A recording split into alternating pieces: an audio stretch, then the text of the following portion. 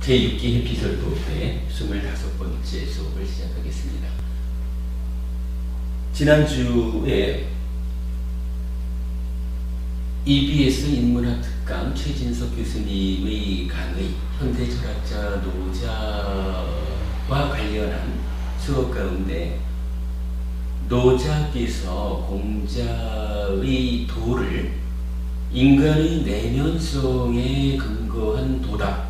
그러나 인간의 내면성이 가지는 불완전성 때문에 그러한 도는 완성된 도가 아니다 라는 비판에 대해서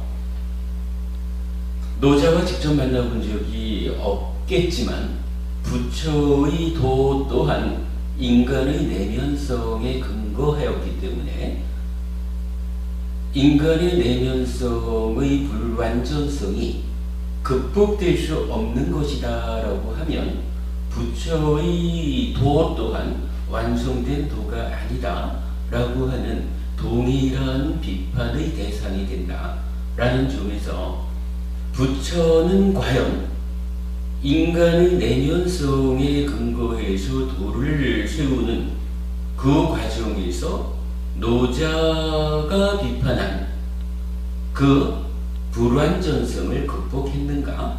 라는 부분을 알아보았습니다. 물론 우리가 다 아는 바지만 인간 내면의 불완전성이라고 하는 것은 마음과는 다른 내면의 것으로의 이 삼야의 병듦의 문제로부터 비롯되는 것이고 부처님께서 알려주신 사념처, 사마타, 윗바사나라는 수행에 의해서 그 병듦의 상태가 100% 치유될 수 있다. 그래서 내면성의 문제, 내면성의 불완전성의 문제가 100% 치유됨으로써 극복될 수 있는 것이다. 그렇기 때문에 노자께서 공자의 도에 대해서 비판한 그 내용이 부처의 도에는 적용되지 않는다. 그렇다면 완성된 도란 어떤 것이냐라고 말할 때 그 비판을 벗어난 것으로의 불완전성을 극복한 부처의 도가 있다라고 하는 것은 극복될 수 없는 불완전성을 전제한 그 비판, 노자의 비판이 타당하지 않은 비판이다. 그러므로 노자가 그 불완전성을 이유로 인간의 내면성을 배제하고 자연에 근거한 도를 세웠다라고 했을 때 그 도가 완전한 도가 아니다, 아닐 수 있다라고 하는 부분을 대략적으로 결론을 내었습니다.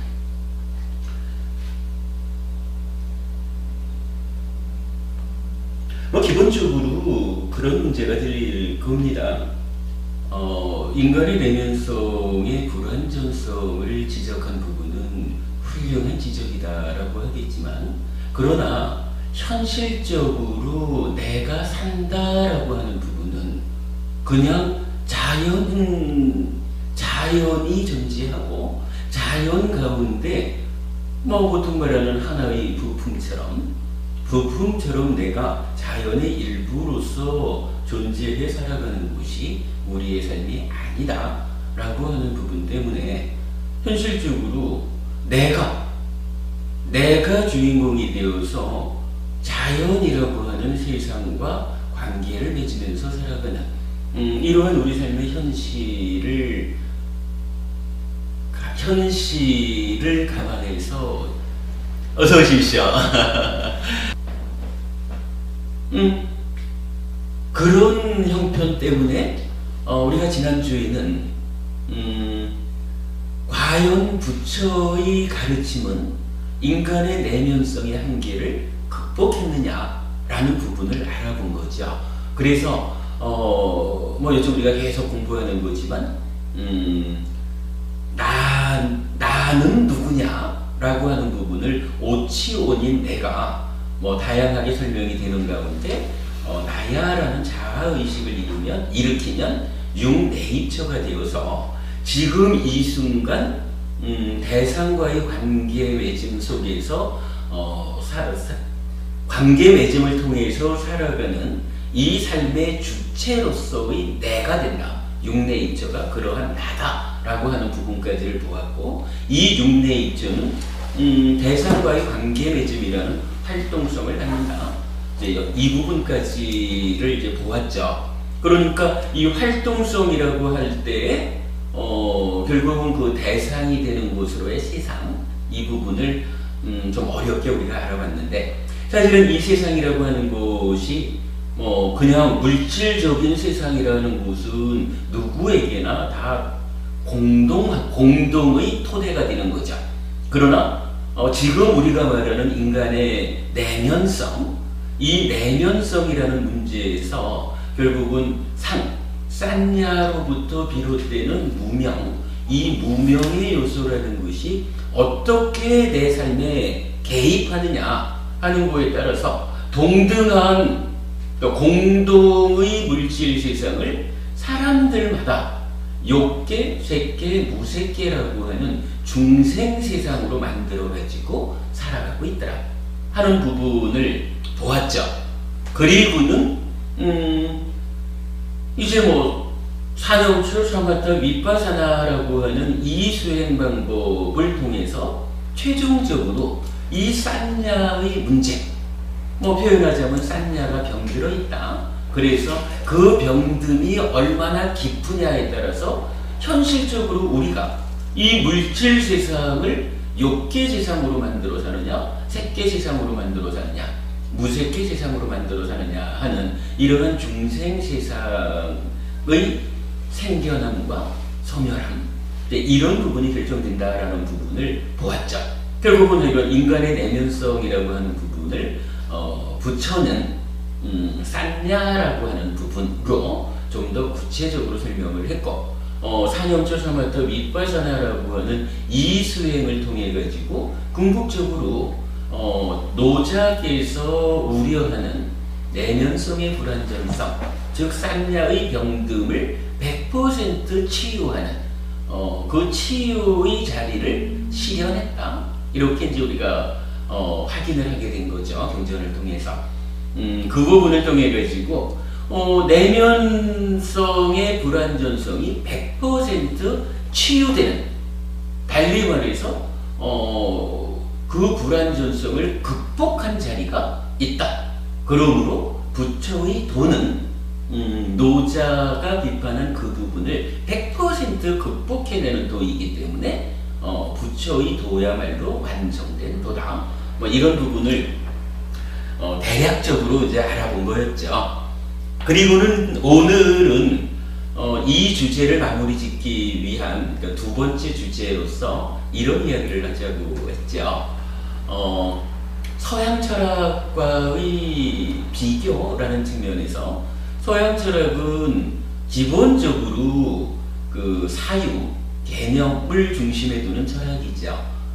그런데 모더니즘이라고 하는 철학의 기조가 누구였더라? 칸트 아니지. 그 프로이드, 칼 막스, 니체 이런 사람들로 대표되는 모더니즘에 와서는 사유의 철학 대신에 경험의 철학으로 바뀌었다. 이렇게 되었고, 그 이후에 포스트 모더니즘이라고 하는 데서는 경험에 더해서 관계성의 철학으로 이렇게 한 단계 더 나아갔다.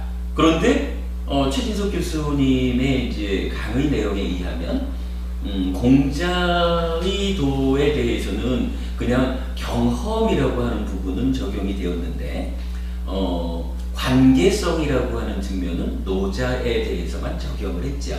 그래서 노자의 도는 경험적이고 관계적이다.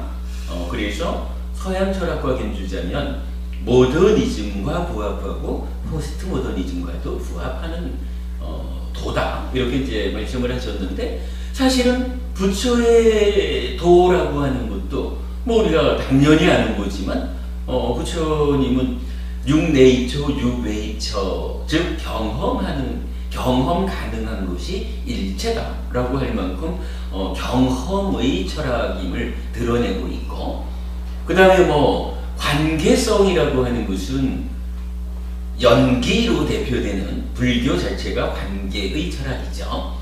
그래서 최 교수님의 강의에서는 이제 한번 그 아인슈타인이 말하기를 미래 세상에 가장 잘 적응할 종교가 불교다. 왜? 불교는 관계성의 종교이기 때문이다. 이렇게 우리의 얘기가 아니라 아인슈타인에 의해서 그렇게 설명되는 그러한 제 관계성을 가지고 있죠. 그렇다면 노자의 도와 부처의 도가 모두 경험에 이어서 관계성과 부합하는 도라면 노자의 관계성과 부처의 관계성은 어떤 차이가 있는가 하는 그 차별성을 짚어보는 공부를 해야 되겠다. 이렇게 이제 예고를 해드렸죠. 그래서 오늘 뭐 이건 그 관계에서의 차별성을 얼마만큼 드러낼 수 있을지 모르겠어요. 뭐 오늘 해보다가 결론 내지 못하면 다음 주에 좀 더 하더라도 일단은 그 관계성을 주제로 공부를 시작해 보겠습니다.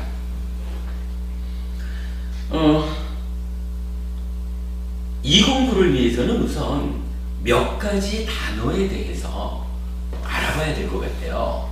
뭐 우리가 처음에 그 격의 불교라는 말도 알아보았죠. 불교가 중국으로 건너왔을 때 그 중국 사람들에 의해서 중국화된 불교, 이랬을 때 그 격의 불교라는 데서는 아무래도 그 번역의 문제, 불교에서 쓰인 어떤 단어가 중국에 와서 한자로 번역될 때 어떻게 쓰였는가, 그리고 그 한자의 번역이 가지는 의미, 이 의미가 아무래도 그 노자의 철학의 근거를 둔 번역이 되었을 것이다 라는 측면을 현실적으로 우리가 보는 거죠. 그래서 중요한 단어 몇 가지가 노자에게서는 어떻게 쓰였고 부처에게서는 어떻게 쓰였는가 하는 것을 우선 좀 알아보도록 하겠습니다. 자, 첫 번째는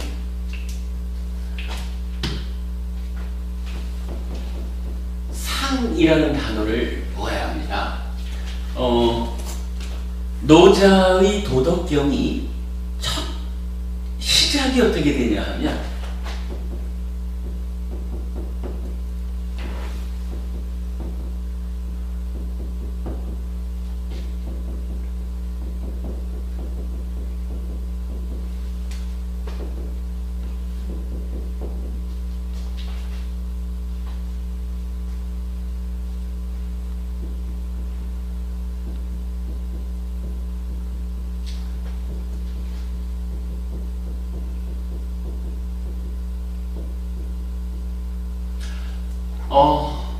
요런 표현이 나타납니다. 도가도 비상도, 명가명 비상명. 이러는데 이때 요 가라고 하는 말은 뭐 언어화된다면, 개념화된다면 뭐 이런 의미라고 설명을 하셔요. 그러니까 요 가도라고 하는 말은 뭐 언어적으로 표현된 도, 개념화된 도, 이런 이야기예요. 그래서 도라는 것이 개념화된 도, 아무튼 뭐 도가 개념화되면 이런 이야기죠. 도라는 것을 이미 말로, 언어로 표현하면 이런 이야기죠. 비상도, 상도가 아니다, 이렇게 말을 해요. 그러면서 이 부분을 어떻게 번역을 하셨느냐 하면 도가 가도의 형식을 띠면 진짜 도가 아니다. 진짜 도. 진정한 도 이런 의미죠. 상도라는 말로 진짜도, 진정한 도 이렇게 의미가 해석이 되는 거예요. 그러면 이때 상이라고 하는 말은 어떻게 되나요? 진정한 이런 의미를 갖겠죠. 진짜.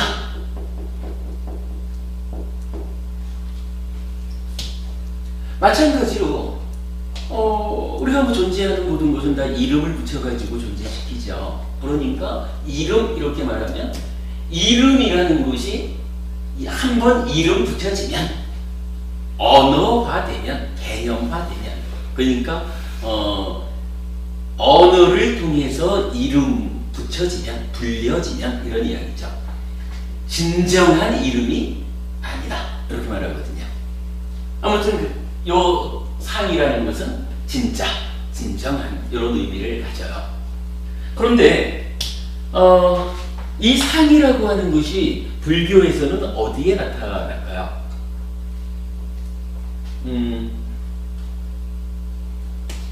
뭐 기본적으로 불교에서는 이 상이 상나가정이라는 표현에서 나타나겠죠.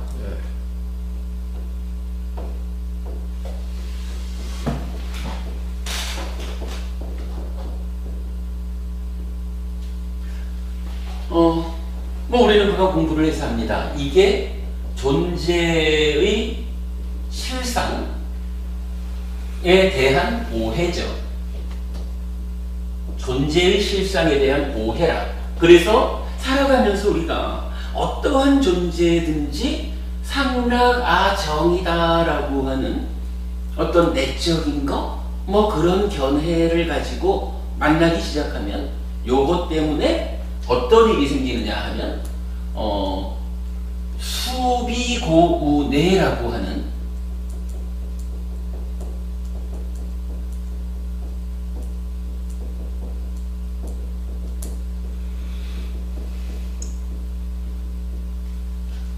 괴로움이 생겨나죠.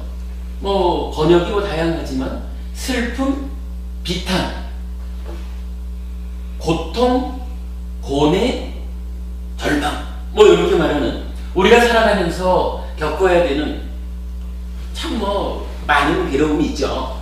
어쨌든 존재의 실상에 대해서 상락아정이라고 존재를 볼 때 상락아정이라고 그 실상대로 보지 못한 오해를 하게 되면 수비고운의 괴로움이 생긴다 라고 하는 게 뭐 경전에서 수도 없이 반복되는 이야기죠. 그런가 하면 이제 그럴 때 여기서 상이라고 하는 말은 뭐예요? 상이라는 거 뭐 항상하다, 변하지 않는다 이런 이야기죠.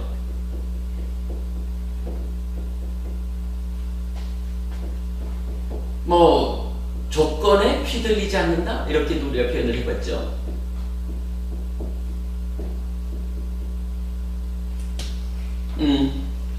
항상 하는 것이고 그러기 때문에 내 마음대로 되는 즐거운 것이고 그런 것은 본질적인 것, 원래 있는 것.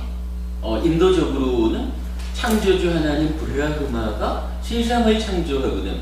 우와 이쁘다. 내가 분신이 되어서 들어가 볼까? 이래가지고 브라흐마라는 창조주 하나님이 자기를 분신으로 해서 모든 존재 안에 들어갔다 라고 하는 거죠. 그래서 이 산스크리트어로는 아트만 이렇게 말하고 빨리어로는 아따라고 하는데 요것은 어쨌든 신의 분신, 신의 분신이기 때문에 그 속성은 신과 동일하죠. 그래서 원래 있는 것, 본질적인 것, 고정불변의 실체인 것 이런 이야기죠. 그러니까 이렇게 항상 하고 내 맘대로 되는 즐거운 것이어서 이런 본질적인 존재인 이것을 누가 더럽힐 수 있느냐 이런 이야기죠. 그런데 부처님 가르침에 의하면 이것은 사실이 아니다 라는 이야기죠. 왜 사실이 아니냐라고 하면 이 세상이 창조주 하나님 브라흐마에 의해서 창조된 세상이 아니다. 창조된 세상이 아니기 때문에 창조주라고 설정된 그러한 신도 없고 그러한 신의 분신도 모든 존재 안에 있지 않다. 그렇게 말하는 거죠. 그래서 이런 상이라고 하는 게 이런 의미를 갖고 쓰이니까. 그런데 이 상이 여기에서만 쓰이고 끝나는 것은 아니죠. 이런 상나가정이라고 하는 존재의 실상에 대한 오해를 우리가 이제 공부를 하자, 수행을 하자 이러면은 1단계로 올라섰죠. 이젠 뭔가요? 존재의 실상을 오해하지 않고 있는 그대로 보기가 되죠. 존재의 실상을 있는 그대로 보기 상태를 우리가 나아가죠. 이 있는 그대로의 상태를 어떻게 말하죠? 무상고와. 그렇죠. 이게 이제 무상고와.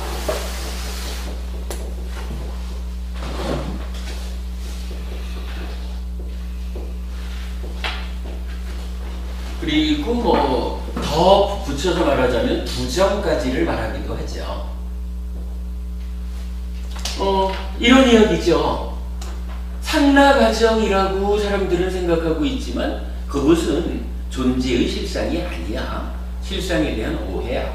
그러면 존재의 실상은 무엇입니까? 라고 할 때 존재한다라는 것은 열반이라는 한 가지를 제외하고는 모든 존재는 형성된 것이다. 형성됐다라고 하는 것은 원래 있는 것이 가지는 항상 된 특성을 갖지 않는다. 형성되었기 때문에 조건이 변하면 따라서 변할 수밖에 없는 것이다. 항상 하지 않다. 조건 따라 변한다. 이런 의미죠.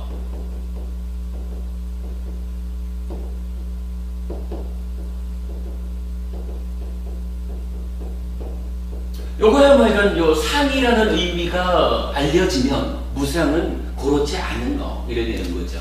그러니까 항상 한 것이 가지는 즐겁다, 내 마음대로 된다라고 하는 특성은 조건 따라 변하는 거다 보니까 내 마음대로 되지 않는다, 불만족스럽다 해서 고라고 표현을 하고, 이렇게 조건 따라 변화는 항상 하지 않은, 그래서 내 마음대로 되지 않는 요런 것을 어떻게 아트만 신의 분신, 신의 속성을 가지는 원래 있는 거, 본질적인 거, 고정불변의 실체라고 할 수 있겠느냐? 그렇지 않다라고 말하는 게 불교의 그 중심에 있는 무아인 거죠. 그러고 이런 거, 아까 이제 상나가정 이러면은 이러한 특성이 있으니까 어떠한 그 환경이 돼도 더러워질 일이, 오염될 일이 없는데, 현실적으로 존재하는 것은 무상하고 불만족스럽고 그리고 본질 아닌 거다 보니까 무언가 조건이 찾아오면 더럽혀지는 것이다. 나의 내면에서 어떠한 조건에 의해서 탐진치가 일어나면 탐진치에 오염되는 것이다. 이런 의미죠. 그래서 무상고, 무악 이렇게 말을 하기도 하지만 경우에 따라서는 부정까지를 포함해서 무상고, 무악, 부정 이렇게 네 가지로 말하기도 하죠.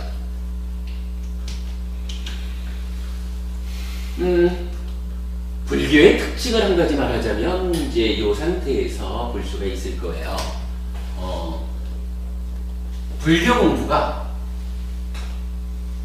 존재의 실상을 보았다라고 하는 이 상태에서 사실 끝나지는 않지요.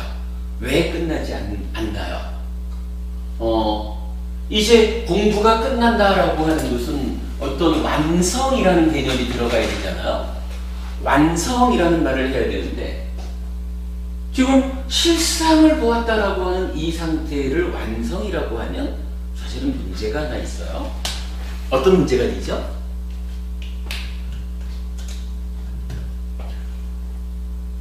이 실상이라는 상태가 괴로움의 상태거든.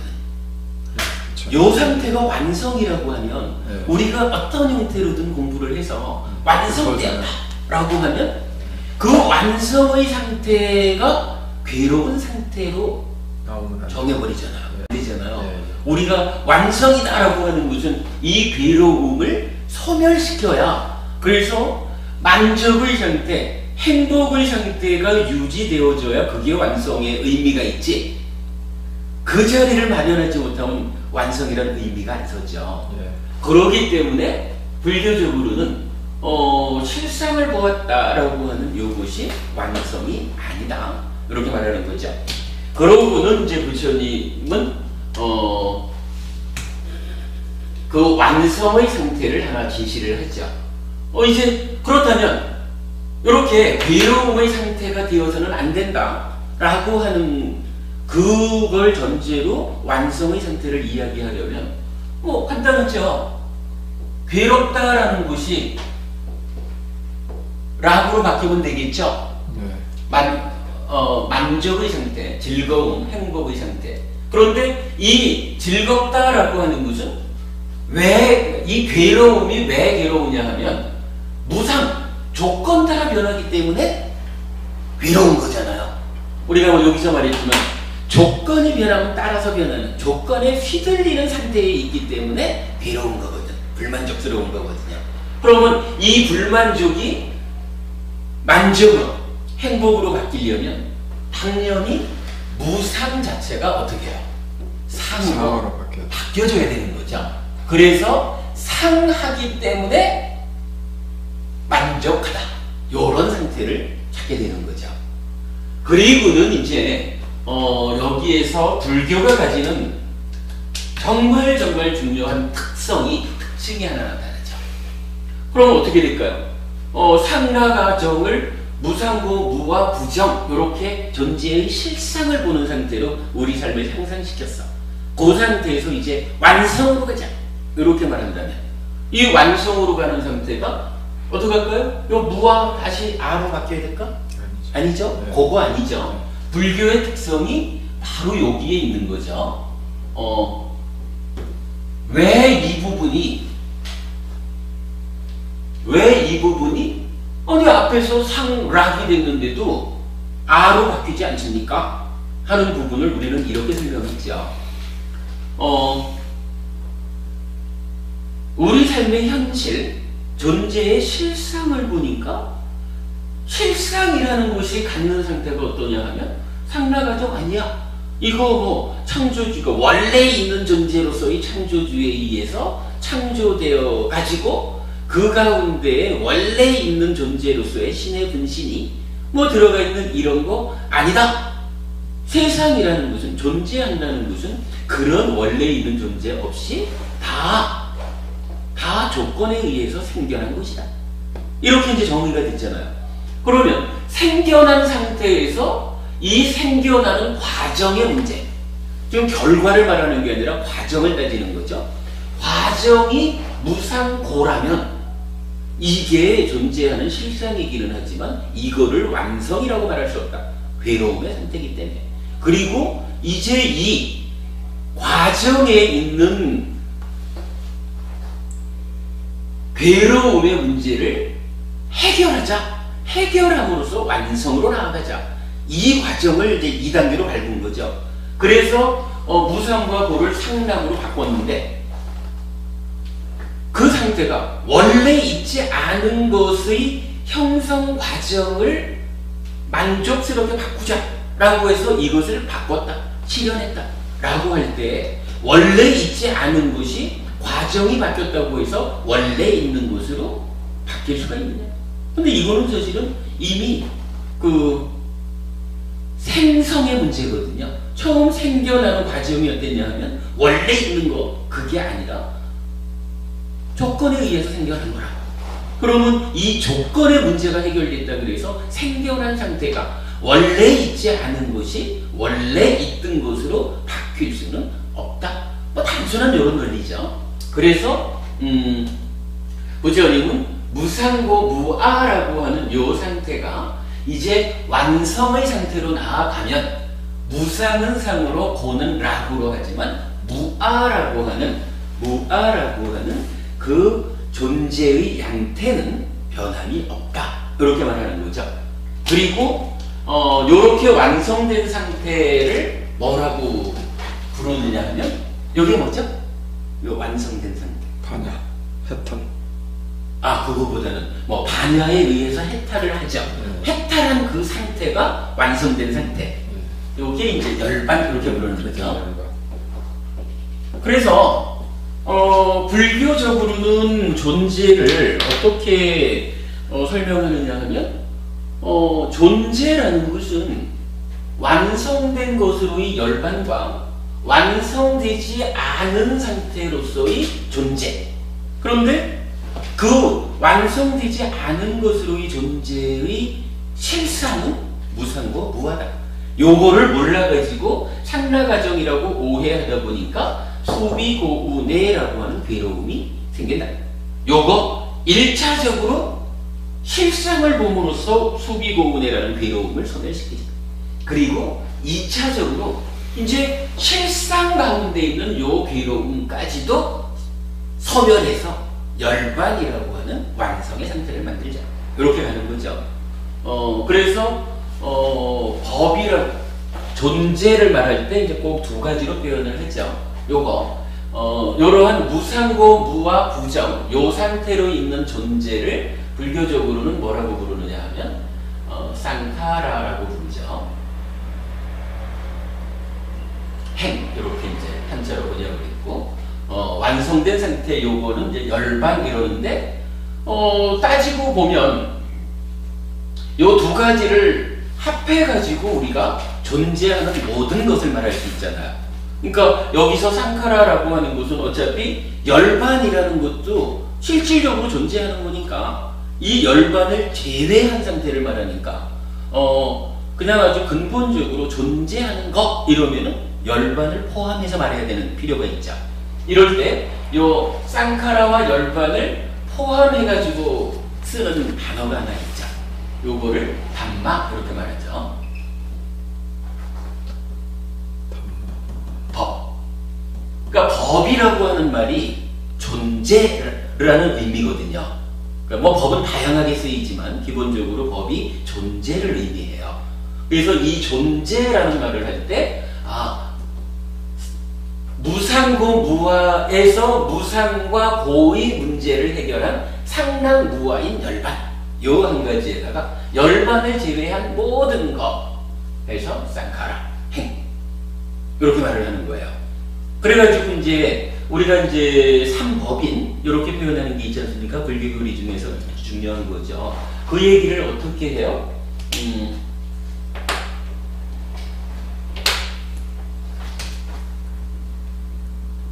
삽배 쌍카라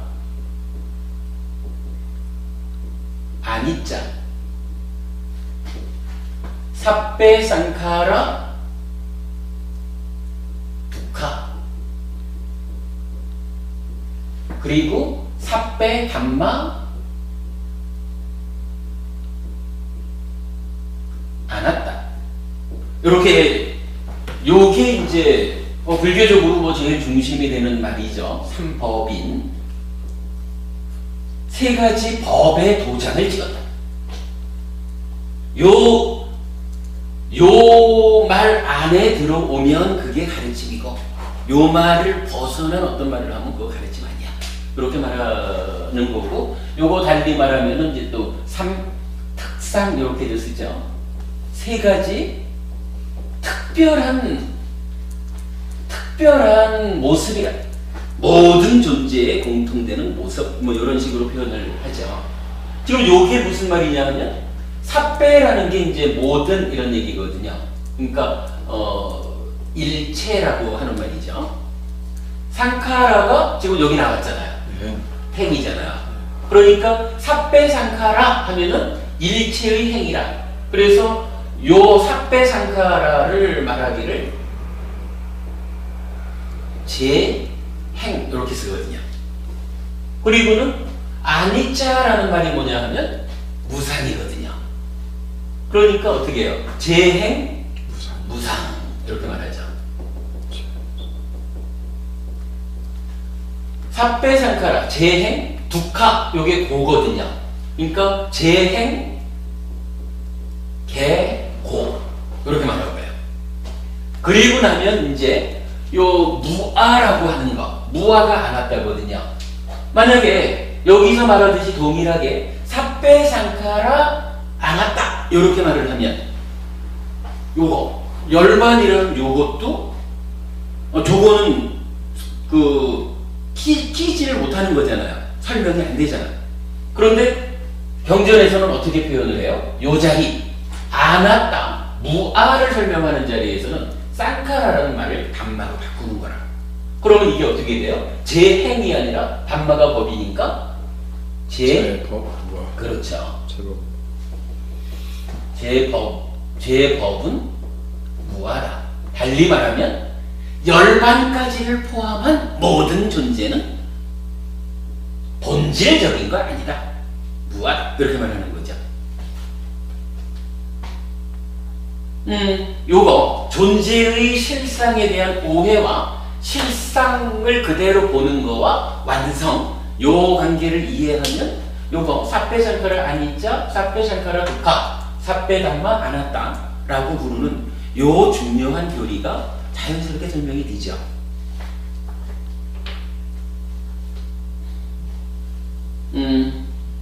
뭐 조금 더 덧붙여서 말하자면 요러한 그림을 놓고 우리가 어떻게 설명을 하냐 하면 불교적으로 깨달음이 두 단계에 걸쳐 있다 그렇게 표현을 하는 거예요. 어떻게 두 단계냐 하면 첫 번째로는 상라가정이라는 오해의 상태에서 무상고 무아라는 실상을 있는 그대로 본다. 요거 있는 그대로 본다. 여기까지 가는 것을 1단계의 깨달음 이렇게 표현할 수가 있고 이제 여기서 존재에 내재한 기름 요것까지를 소멸해서 완성으로 가는 것을 2단계의 깨달음 이렇게 말할 수가 있죠. 뭐 굳이 표현을 하자면 이 1단계의 깨달음은 오해 때문에 생겨나는 수비고운해라는 괴로움을 소멸하는 거. 이렇다면 2단계의 깨달음은 존재에 내재한 괴로움이다 라고 말할 때 이 존재한 내재한 괴로움은 무엇이라고 하면 뭐 그냥 대략적으로 말하면 이게 생로병사죠. 존재하기 때문에 존재 때문에 태어나고 늙고 병들고 죽고 죽음은 또 새로운 몸과 더불어 다시 태어나고 또 늙고 병들고 죽고 이걸 반복했죠. 존재이기 때문에 그러한 근본적인 괴로움까지를 소멸하는 요 단계를 두 번째 깨달음 이렇게 표현을 하고 참고적으로 알아두세요. 요 첫 번째 단계의 깨달음을 성취하면 수다원 예류자가 돼요. 그리고 2단계의 깨달음으로 열반을 성취하면 이 상태를 아라한 이렇게 말하죠. 뒤에 우리가 공부를 하겠지만 불교를 이렇게 보는 일은 뭐 우리 교재에서는 불교를 보는 큰 시각이라고 설명을 할 정도로 아주 중요한 정말로 그 불교 교학을 이해하는 중심에 있는 내용이다 이렇게 보아야 돼요. 그래서 이건 우리가 수다원 예류자만 가면 이제 아라한이 되는 게 보장되는 그런 자리 그렇게도 설명을 하고 그래요. 어쨌든 이제 이렇게 놓고 보면 이 상이라는 단어에 대해서는 노자께서 쓰신 도가도 비상도 이래서 진정한 이런 의미를 이러한 상라가정 또는 무상고 무아 여기랑 견주어 보면 뭐 비교적 잘 어울리는 용례가 아닐까 싶어요. 그러니까 진정하다라고 말하는 게 이게 조건 따라서 변한다 이러면 진정하다 말할 수 없는 거겠죠. 하여간 하나의 상태가 항상 한다 변하지 않는 그 상태 어디에나 적용될 수 있는 뭐 그 상태를 일러서 진정하다라고 표현하는 것은 타당할 것 같아요. 상라가정이라고 보는 것은 진정하지 않은 것을 진정하다고 잘못 봐서 문제인 거지.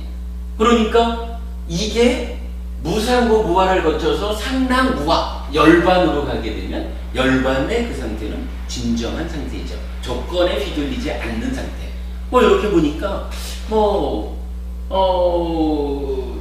노자의 상이 불교적으로 이렇게 존재를 설명하는 자리에서 상으로 쓰였다는 것은 뭐 크게 적절한 번역이 아닐까 이런 생각이 들어요.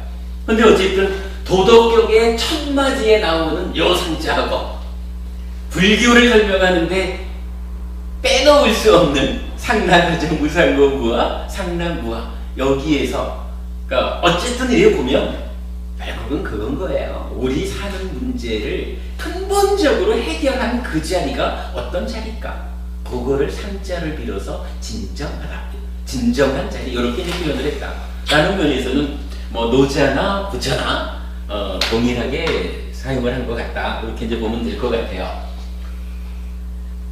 그런데 이게 자 여기서 보면 삽배상가라 아니자 이래가지고 무상이라는 말을 이제 아니자 그랬거든요. 그러면 요 상이라는 단어는 빨리어 원어가 니자라. 니자라는 말이 이제 상 이렇게 쓰는 말이에요. 그러면 여기서 한 가지는 더 봐야 될 것 같아요. 상이라는 말을 불교적으로 니자라고 썼다. 라고 하는 데 대해서는 저도 공감할 수 있다 이렇게 보는데 이게 상도 이렇게 되면 어때요? 이거는 그냥 진정한 이 얘기가 아니라 진정한 도란 말이야. 요거 달리 말하면 진리 이런 얘기랑도 같겠죠. 그러면 상이라는 말은 니자라고 하지만 상도라고 하는 요 표현은 어떻게 봐야 될까요? 불교적으로 요 부분은 어떻게 이해해야 될까? 자, 불교에서 진리라는 말이 어디에 나타나죠? 예? 사성제에서는. 그렇죠. 불교에서는 기본적으로 사성제가 진리로 제시되거든요. 그러면 네 가지 성스러운 진리라는 게, 그죠? 그럴 때 짝따로 아리야 사자 이렇게 이제 쓰거든요.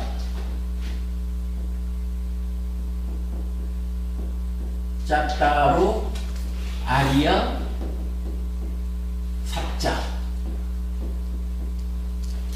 네 가지 성스러운 진리 이렇게 되는 거예요. 그러면 상자와 관련해서는 상 자체로는 니자 해가지고 진정하다, 항상 하는 것이다, 변하지 않는 것이다, 조건에 휘둘리지 않는 것이다, 요런 의미를 부여되었다면 이제 상도라고 불리우는 요 단어는 우리가 이 자체를 진리 이렇게 본다면 상도는 삽자라는 말로 번역이 되겠구나 그렇게 이해할 수 있겠죠. 네. 그래서 사실은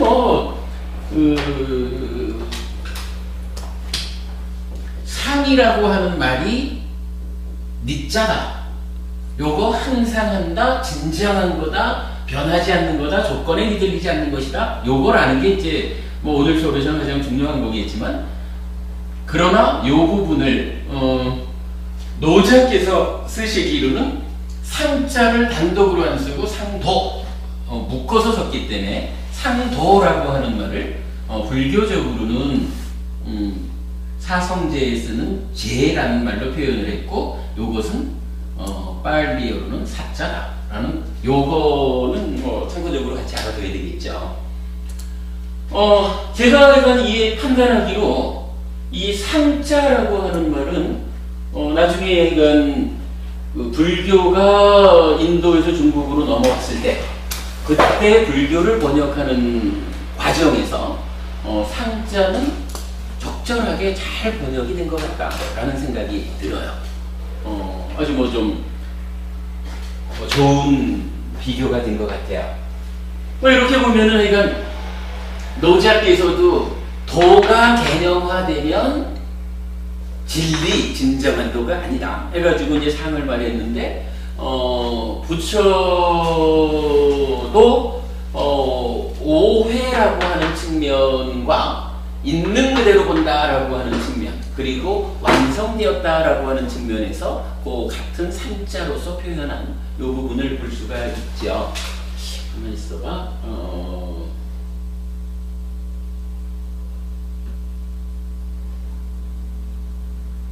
요거는 이제 좀 우리가 이따가 결론을 이제 봐야 될 부분이지만요. 요 두 단계의 깨달음을 적어놓은 상태에서 한 가지는 우리가 미리 좀 볼 수가 있어요. 이런 이야기인 것 같아요. 그 노자께서, 자, 아까 우리가 시작하면서 그 얘기를 했잖아요. 노자께서 내면성의 불완전성, 요것 때문에 인간의 내면성에 근거한 것은 완성된 도가 아니다. 이렇게 이제 설명을 하시고, 비판을 하시고, 당신으로서는 자연을 근거로 이렇게 했는데, 제가 쭉 좀 이해를 해보면, 노자께서 여기를 본 것 같아요. 여기까지를 보아서 자연의 문제로 해결을 했는데, 그 자리에서 아까 우리가 주목한 것, 존재의 내재한 괴로움이 있잖아. 즉, 내가 세상과 관계를 맺는 가운데에서 이제 뭐 자연 이렇게 말했을 때 이걸 있는 그대로라는 측면과 연결이 되겠죠. 자연과의 관계에서 나의 내면에서 작용하는 어떤 불완전성 때문에, 즉 산야가 병들어 있는 것 때문에 생겨나는 욕계, 무색계, 색계의 어떤 요소, 이것 때문에 생겨나는 문제는 해결됐다. 달리 말하면 수비고우뇌라고 하는 살아가는 가운데에 생겨나는 이런 괴로움은 소멸했다. 뭐 요 부분까지가 자연이 할 수 있는 범위인 것 같아요. 그런데 문제는 우리가 계속 강조하는 거지만, 우리 산다라는 것은 노자께서 말씀하시는 자연 가운데 내가 자연 가운데의 하나의 부품처럼 참여되어 있는 그러한 삶을 내가 사는 것이 아니다 라는 부분 아까도 짚어봤잖아요. 사실 현실적인 삶의 문제는 자연의 일부로서의 내가 존재하면서 겪는 문제가 아니거든요. 아무도 나를 자연의 일부라고 생각하고 살지 않는 거라. 내가 삶의 주체로서 내가 나 아닌 것들과의 관계에 매진해서 스스로 행복하려고 사는 거거든. 그런데 2단계라는 것은요, 내가 스스로 행복하려고 하는데 세상하고의 불협화음이 있으면 그 불협화음 때문에 내가 나의 행복이 해침받는 거라. 나의 행복이 깨져요. 그러니까 1단계로는 세상과의 불협화음이 생기지 않는 존재의 실상을 다르게 보아서, 참으로 조건 가운데에 본질 아닌 내가 살아가는데 여기서 내가 뭐 탐진치를 일으켜가지고 괴로움을 만들까. 이래함으로써 수비고운해라고 하는 관계에서 생기는 괴로움을 끝장내는 거잖아. 그러나 그러니까 이제 노자께서 말씀하시는 자연이라는 것이 사실은 요 부분인 것 같아요.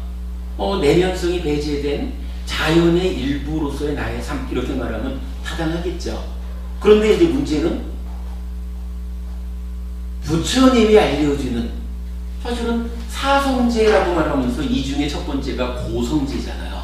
괴로움이라는 것이 왜 성스러운 진리야?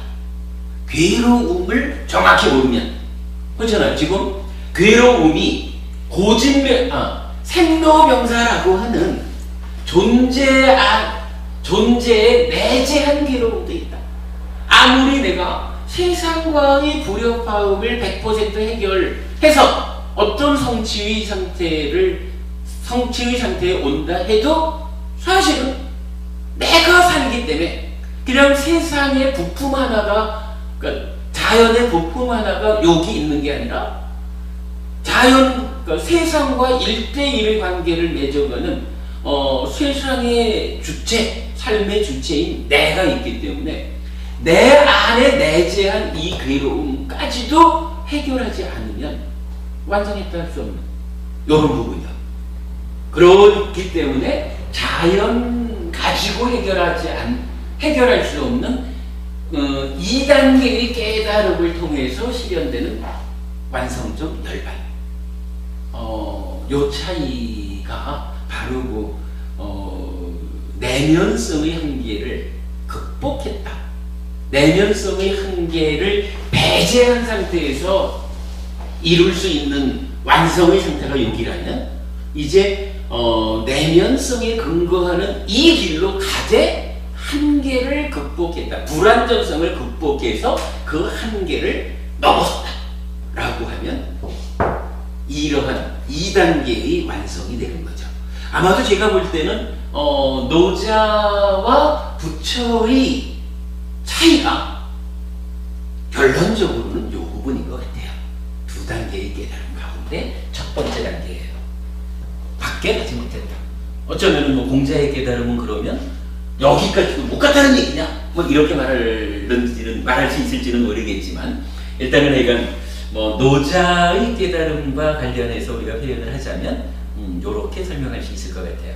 어떻습니까? 이런 설명이 좀 타당해 보이셔요? 예, 잘 짚어본 것 같아요. 일단 하여간 상이라고 하는 단어 하나에서 우리가 그 부분을 공부를 하자고요.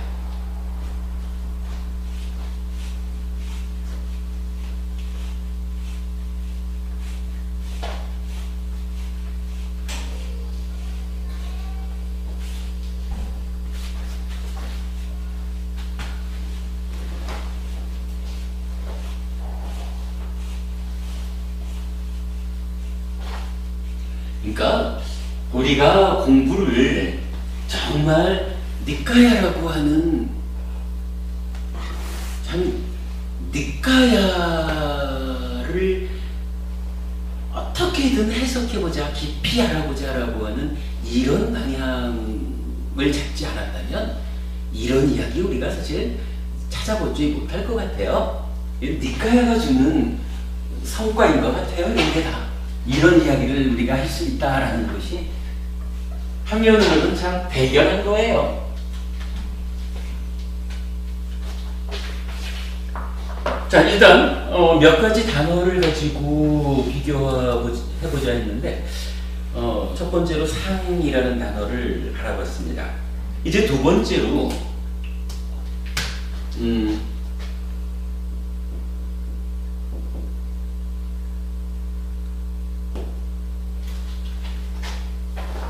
이게 동영상을 보자 보면 형광등 불빛이 이 칠판의 상당 부분을 가리거든요.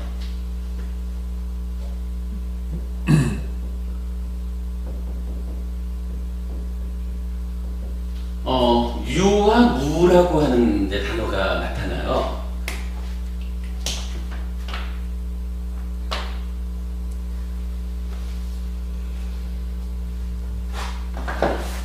도덕경에서 이 유무를 참 멋지게 표현을 하더라고요.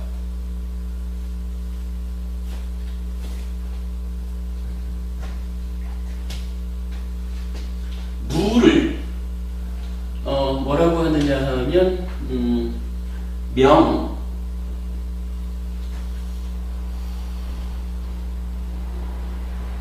천지, 지, 시.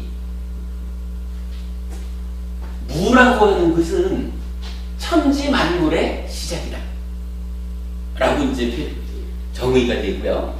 그 다음에 유라고 하는 것은 명, 그러니까 이름하기를, 유라고 하는 것은 이름하기를 만물,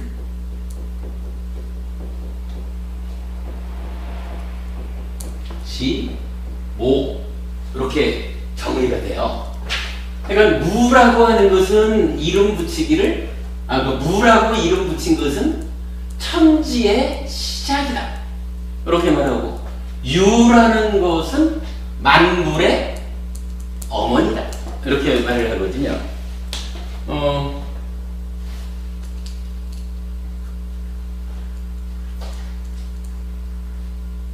하여간 시작은 그냥 시작 우리가 이렇게 이해를 하죠. 뭐라고 하는 것은 어떤 의미일까요?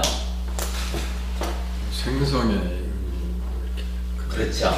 그런데 그게 아니더라고요. 그게 참 묘하죠. 근데 사실은 우리가 신경을 안 써서 그러지 우리가 일상적으로 그렇게 말을 해요. 부모 이러면 애비가 낳아주고 애미가 키운다 그러잖아요. 그렇죠. 이 우리가 실제로 그러니까 중국 문화가 그렇게 형성된 거겠죠. 그러니까 뭐라고 하는 것은 이게 저 한자 그 조선 가정에서도 이렇게 젖 먹이는 모습이라면서요. 그러니까 엄마가 배 아파서 아이를 낳는 요 모습으로 모자를 쓰는 게 아니라 젖 먹이면서 키우는 요걸로 나타낸단 말이죠. 지금 말씀하신 생성, 낳는다라고 하는 것은 아버지. 얘 아버지의 몫이야. 네, 맞아요. 자연을 키운다는. 뭐 이것도 뭐 과학적으로도 그런 걸 말하죠. 네. 정자를 주는 아버지니까. 네.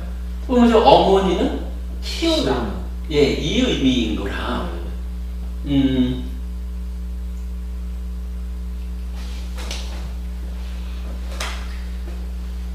그래서 유와 무 두 가지를 말하면서 노자는요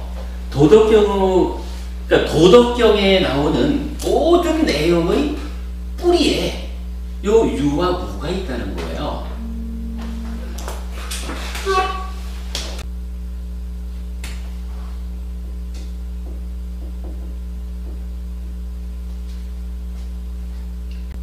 어쨌든 유와 무를 도덕경에서는 이렇게 정의를 해요. 무가 시작이다. 그러니까 모든 것에 대한 시작점 이렇게 표현을 하는 거고, 그 시작점을 통과한 것을 키우는 것이 유다 이렇게 표현을 하는데, 최시석 교수님 강의에서는 이렇게 말을 해요. 요 무와 유라는 것은 도덕경의 모든 내용이 뿌리가 된다 이렇게 말하고, 노자가 세상을 설명하는 두 가지 창이 요 유와 무다 이렇게 표현을 해요. 그러니까 일단 노자의 가르침 도교는 요 유와 무 요 두 가지를 빼고는 설명할 수 없다. 요 두 가지가 노자의 가르침을 설명하는 기본 틀이다 이렇게 이제 보는 거예요. 그리고 요 두 가지를 요런 표현을 하더라고요. 동출. 동출이면 어떤 말이 될까요? 동시에 같이 뭐 나타난다는. 그렇죠. 요거를 해석하기에 따라서는 같은 곳에서 나왔다. 우리 예를 들어 동문 이러면은요. 그렇죠. 한 학교에서 이래 나오는 거잖아요. 근데 요 의미가 같은 곳에서 나왔다라는 얘기가 아니라 같이 나왔다. 동시에. 그러니까 유와 무라고 하는 것은 선후 관계가 없다는 거예요. 같이 나온다는 거야. 그러니까 시작하고 나서 키운다 이런 개념이 아니라 시작과 키움이 함께 하는 것이다. 이렇게 이제 설명을 해요. 하여간 동출, 같이 나옴. 하여간 유와 무는 동시다. 자, 요렇게 놓고 이제 요 무라는 것을 무라는 게 아니라 시작점이다 이렇게 되는데, 이 무가 무엇냐라고 하면 이렇게 설명을 하더라고요. 자기의 구체적 모습은 없지만 이 세계를 가능 또는 기능케 해주는 어떤 영역이다. 또는 자기 자신의 존재성은 없지만 그것 때문에 다른 것들이 가능해지는 그런 영역이다. 이렇게 표현을 해요. 좀 설명이 어렵죠. 하여간 자기 자신의 존재성은 없는데, 그러나 자기 자신이 존재하는 어떤 그 영역, 그러니까 그런 영역은 없지만 그래도 요것이 없으면 남의 존재가 성립하지 않아. 그러니까 남의 존재를 위해서는 꼭 여기 있어야 돼 이렇게 말하는 거예요. 재밌네요. 그리고 유라고 하는 거,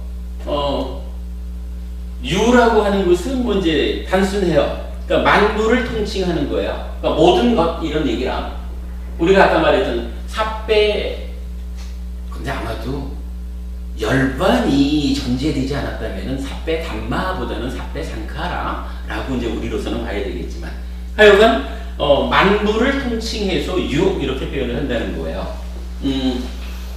뭐 구체적으로 보이는 거 요렇게도 표현을 해요. 근데 이게 보인다라고 해가지고 꼭 뭐 눈에 보이는 요것만은 아니겠죠. 사실은 요 표현이 그냥 뭐 우리가 이제 이 색이라는 말 하나 가지고 물질 전체를 나타내기도 하고, 그러니까 색, 성향, 미촉 전체.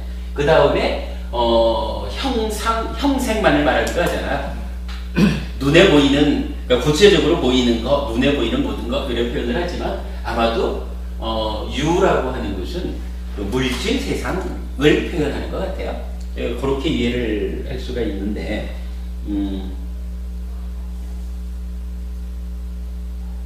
요 두 가지를 말하면서 이제 노자의 세계관이 설명이 돼요. 두 대립면의 긴장, 상호 의존 관계로 이 세계가 이루어져 있음 이렇게 표현을 해요. 그것을 이제 어떻게 표현을 하냐 하면 동출되어 가지고 이것이 유무 상생, 뭐 같이 나온 거니까 같이 살겠죠. 그래서 유와 무가 서로 살게 한다. 이 상생을 같이 산다라는 말보다 서로 살게 한다라고 표현을 하더라고요.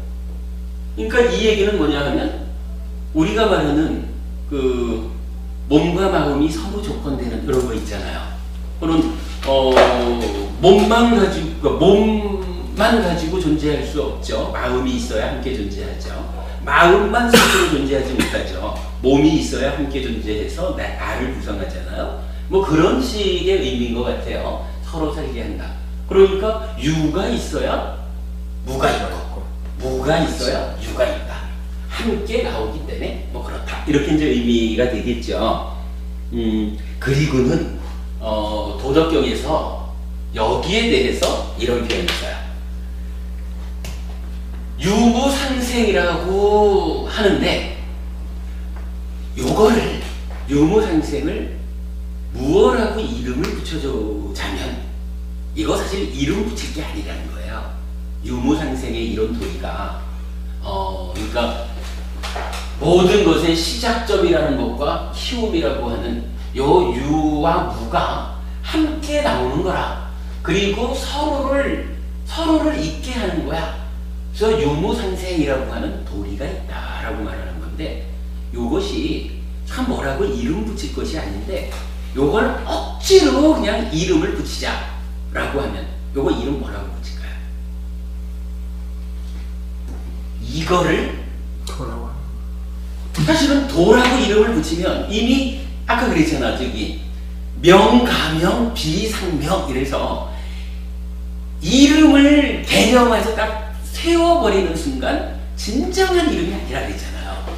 요 유무상생이라고 하는 요 도리를 이름을 붙이면 이미 진정한 그 도가 아니고. 예, 도가 아닌 거야. 진정한 이름이 아닌 거야. 그런데도 우리가 뭐 그래도 불러가면서 살아야 되는 인간 세상이니까 억지로 이름을 붙이자면 그걸 도라고 한다. 그리고 뭐 또 이걸 한일자로 표현하기도 하고 그러더라고요. 근데 어쨌든 이제 이렇게 놓고 보면 노자의 가르침은 유무상생을 말하는구나. 그래서 아까 말했듯이 도덕경의 모든 내용의 뿌리가 되고 노자가 세상을 설명하는 두 가지 창의인 거고, 뭐 그렇게 이제 하여간 유와 무를 말하게 된 거고, 유무상생이라고 하는 거, 유무가 그냥 유는 여기 있고 무는 저기 있고 따로 떨어진 게 아니라 유와 무가 늘 함께해서 서로를 살게 해주는, 무가 있음으로 인해서 유가 존재하고, 유가 존재하기 때문에 무라는 것도 함께 존재하고, 이렇게 표현하는 요러한 도리를 억지로 이름을 붙이자면, 강제로 이름을 붙이자면 도라합니다. 그러면 요 유무상생이라고 하는 거, 요거를 뭐 표현을 하자면 이게 어떠한 도리일까요? 이 도리를 표현하자면 유와 무의 관계성의, 이게 이렇게 말할 수가 있겠죠. 불교를 연기법을 가지고 관계성의 철학 이렇게 표현을 했다면, 노자의 가르침을 포스트 모더니즘, 관계성에 부합되는 철학이다, 이렇게 말하는 근거를 유무상생을 도로 하기 때문에 이렇다라고 말하는 거예요. 자, 여기에서 이제 사실 요거요, 시작과 키움, 요런 그 시와 모, 무와 유, 요 개념이 동철이라고는 말을 하지만 사실은 이게 좀 무슨 말인지 잘 설명이 안 되죠. 최 교수님은 강의 자리에서 뭐 몇 가지, 뭐 예를 들어 가위질을 한다라고 할 때 이게 가위질이 시작돼서 천이 베어지는 그 시작의 순간을 말할 수 있느냐? 사실은 이게 베어진 거고 시작은 다음이잖아요. 베어지지 않으면 시작되지 않은 거잖아요. 그 시작되는 그 자리를 말로 못 하잖아요. 뭐 이제 그러나 그래도 그 시작이 없으면 이 행위 자체가 없는 거잖아요. 그렇게 말한다는 거예요. 자기 자신의 존재성은 없지만, 그러나 자기 어느 시점을 가지고 시작이라고 말할 것이냐는 그 존재성은 없지만 그래도 그게 있어야 진행이 되잖아요. 그런 의미라는 거거든요. 그런데 거기에서 한 가지 표현을 그러니까 예를 또 하나 들으셨는데, 제가 아주 라고 눈이 번쩍 뜨인 게 있어요. 이 얘기를 하더라고요. 사람 몸 안에 위가 됐든 창자가 됐든 빈자리가 있잖아요. 그 빈자리가 따지면 그 빈자리라고 하는 것은 그냥 빈자리지 아무것도 아니잖아요.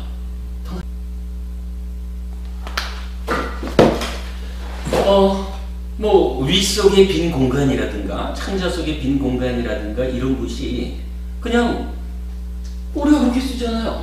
그 빌 공장을 나타내는 거지 뭐. 비어있는 거죠 뭐. 이 비어있다라고 하는 것이 그게 뭐 어떤 존재인가? 사실 아무것도 아니죠.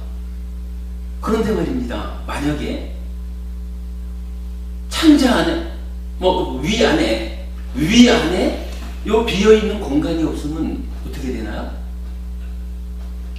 공간만 없어지나요? 위도 없어지나요? 위도 없어지죠. 잡백구. 이런 얘기라. 위 안에 있는 공간이라고 하는 게 그 자체적으로는 그냥 비어있는 것 중 아무것도 아니거든. 자신의 존재성은 없거든요. 그런데 그 공간이 없으면 이게 위가 아니라 그냥 고기 덩어리죠. 이게 비어있으니까 음식이 그 안에 들어가서 소화가 되고, 그러니까 이게 위라고 불리지. 그 안에 공간이 없어봐요. 이 팔하고 위하고 뭐가 다르겠어? 그죠? 무와 유를 최 교수님이 설명하면서 그 비유를 들더라고요. 뭐 창자 속에 있는 이러한 공간, 그 공간이 없으면 창자라고 할 수 없다. 그 공간이 없으면 위라고 할 수 없다. 하당이죠. 그런데 법원님 혹시 이 비유를 혹시 저한테서 한번 들어보신 적은 없어요? 제가 이런 비유를 쓴 적이 있는데, 사람들은 콧구멍 그래면 에하 지저분해 이러지만 콧구멍이 없으면 곤란하지요. 왜냐하면 콧구멍이 없으면 이게 코가 아니라, 그죠? 그렇죠. 그냥 살점이라 얼굴 가운데 살점이 하나 턱 튀어나와 있는 거지, 여기에 구멍이라고 하는 공간이 없으면 이게 구멍이라고 하는 공간이 있어가지고 이리 공기가 들락날락 해주니까 이게 코라고 하는 하나의 이름 붙여진 기능이 되잖아요. 그러니까 공간이 있기 때문에 물질이 아까 뭐라고 말했냐면 자기 자신은 존재성이 없지만 그러나 그것 때문에 이 세계를 기능하게 해주는 영역이다. 이렇게 표현을 했거든요.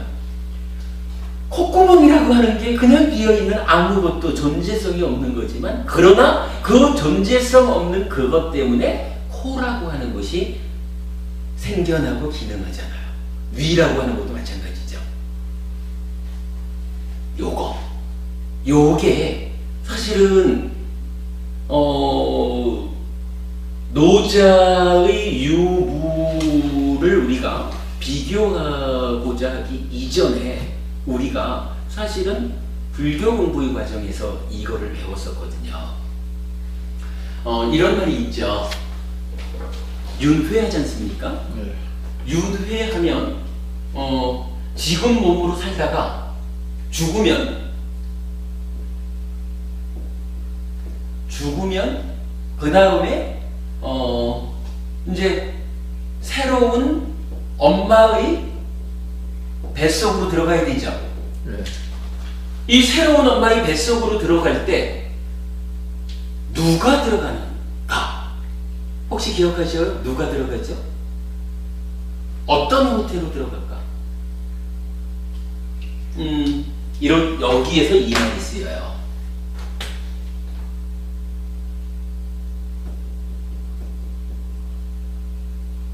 육계로서, 요게 이제 안구따라니까요. 외도의 주장경이라는 경전에서 부처님이 그 외도들의 주장을 비판하고 올바른 가르침은 이거다. 내가 주장하는 가르침은 이거다. 라고 하면서 그 자리에서 그 표현을 해요. 육계로서 모태에 든다. 요 표현이 나타나요. 육계로서 모태에 든다.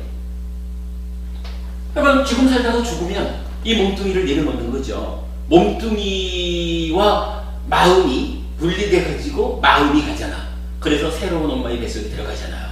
그런데 그때 마음 혼자 가는 게 아니라는 거예요. 육계라고 하는 상태로 간다는 거예요. 그러면 이 육계가 뭔지를 알아야 되죠. 이 육계가 뭐냐? 자, 이제 노자님 이야기는 지우고 이제 우리 이야기를 좀 해보죠. 굉장히 중요해요. 그럼요. 아, 중요한 겁니다.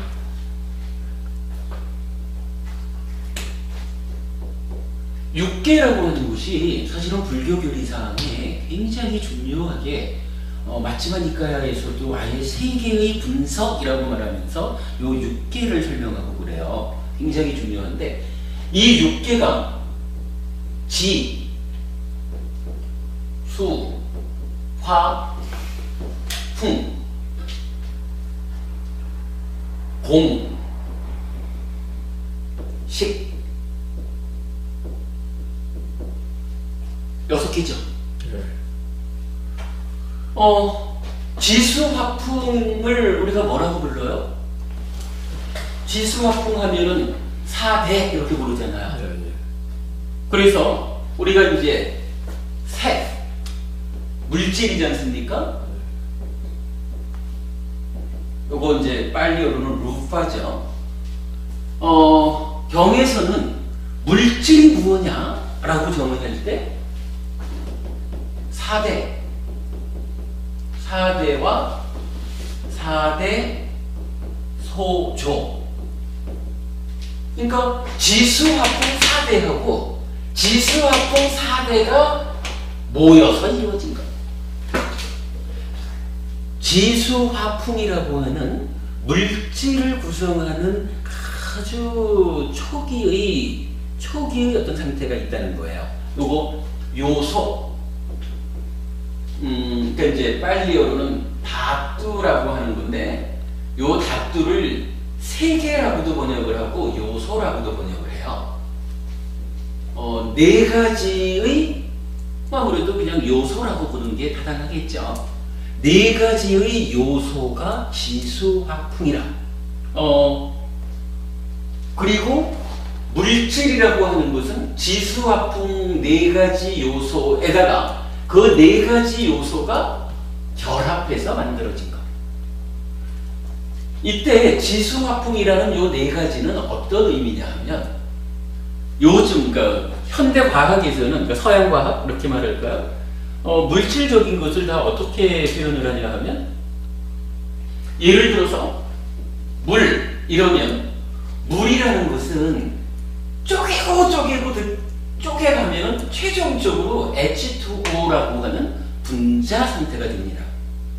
요 분자 상태를 또 쪼개면 수소 두 개에 산소 하나, 요렇게 수소 원자와 산소 원자, 분자보다 더 작은 알갱이죠. 요 알갱이를 또 쪼개고 들어가면 요 밑에는 핵과 전자 이렇게 되나요? 이래 되면 또 다시 이 밑에 더 들어가면은 미립자, 소립자 이렇게 되고 요새는 이 밑에 가면 쿼크라는 것도 나오고 또 그 밑에 가면 이런 엄청 나누어 들어갔죠. 굉장히 나누어 들어가는데 그러니까 서양 과학에서는 물질을 지금 요렇게 그 물질이 어떻게 구성되어 있습니까? 어떻게 물질이 형성됩니까? 하는 것을 찾아 들어가는 거예요. 그러면 이 최종적으로 어떤 상태가 있다면 요거를 요소 이렇게 말할 거거든요. 인도에서는 이렇게 물질의 가장 근본적인 요소를 이렇게 분자, 원자, 쿼크 이렇게 말하지 않고 땅의 성질을 가지는 어떤 요소, 그러니까 지대라고 해가지고 땅의 성질 이렇게 표현을 하는 거예요. 수대라고 해가지고 물의 성질, 화대라고 해서 불의 성질, 풍대, 바람의 성질. 요 지수화풍 네 가지의 요소라고 하는 것이 물질의 근본이 된다. 이렇게 말하는 거거든요. 그 지수화풍이라는 게 뭐고요? 그래도 우리가 여기서 또 짚고 가야 되는 것은 불교 이전에는 인도에서 지수화풍이라는 요 물질의 근본적인 요소는 아뜨만 원래 있는 어떤 알갱이다 그렇게 이야기를 하는데 부처님에 의해서는 이 요소조차도 무상한 것이다. 요거는 이제 그래도 우리가 잊으면 안 되죠. 물질이 만약에 이 4대라고 하는 이 요소는 원래 있는 알갱이 이래 되면 무아라는 게 원리가 깨지죠.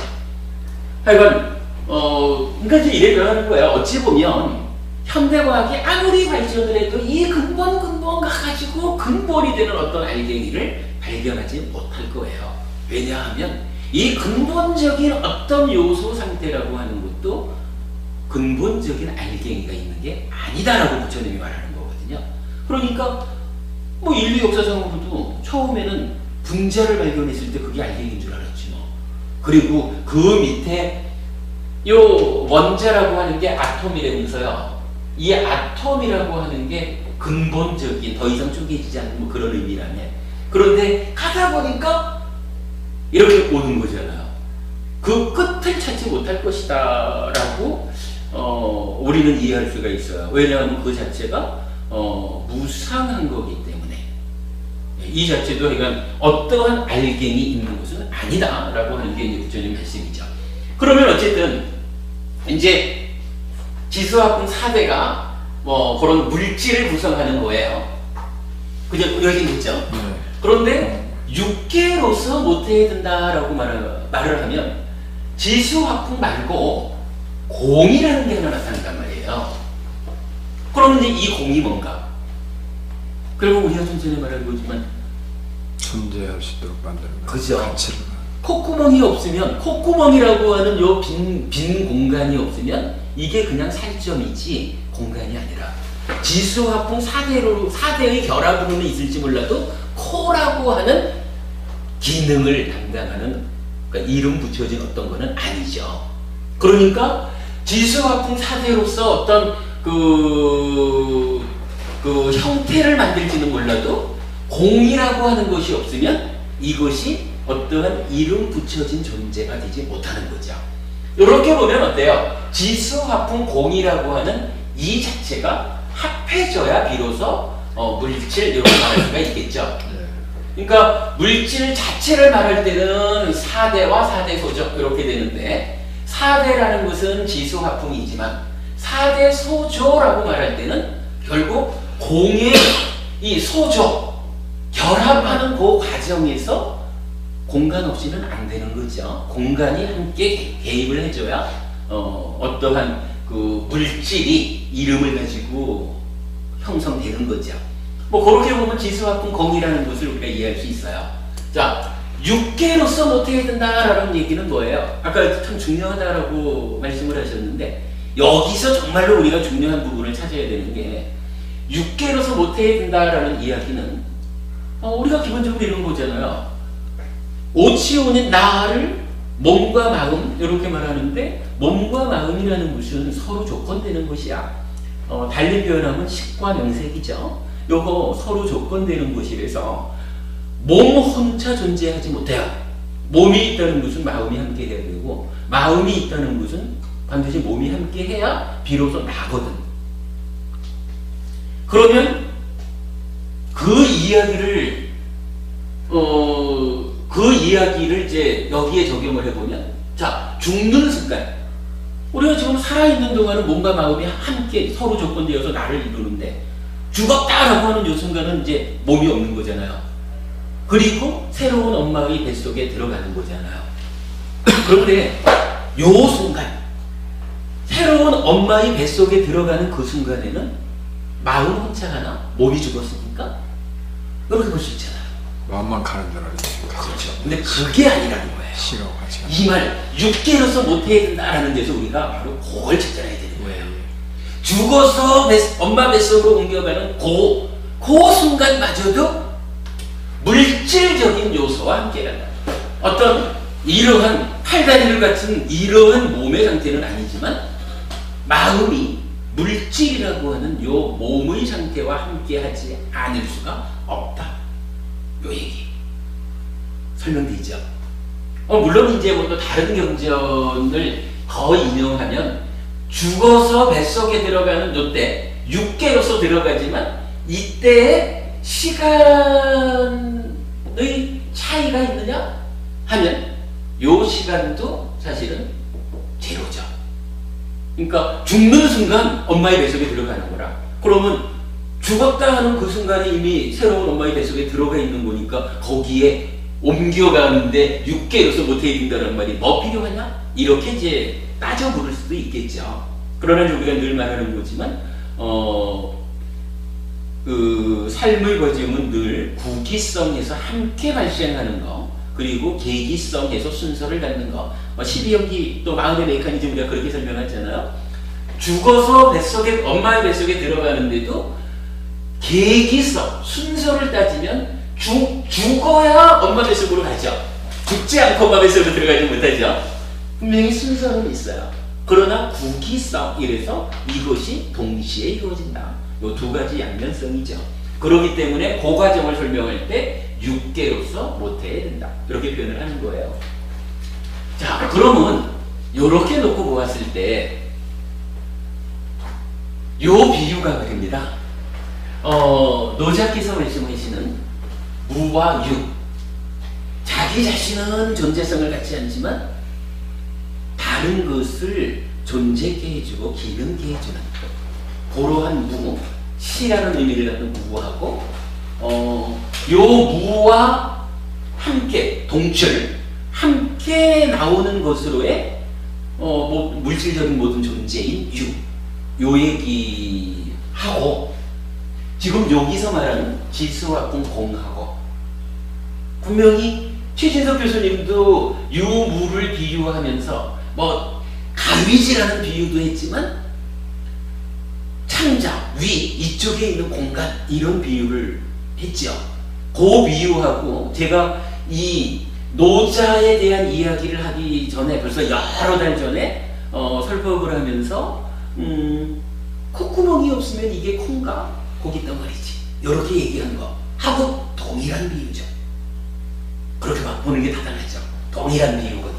그러면 이게 노자께서 말하는 무와 유 그리고 요 유무상생이라고 하는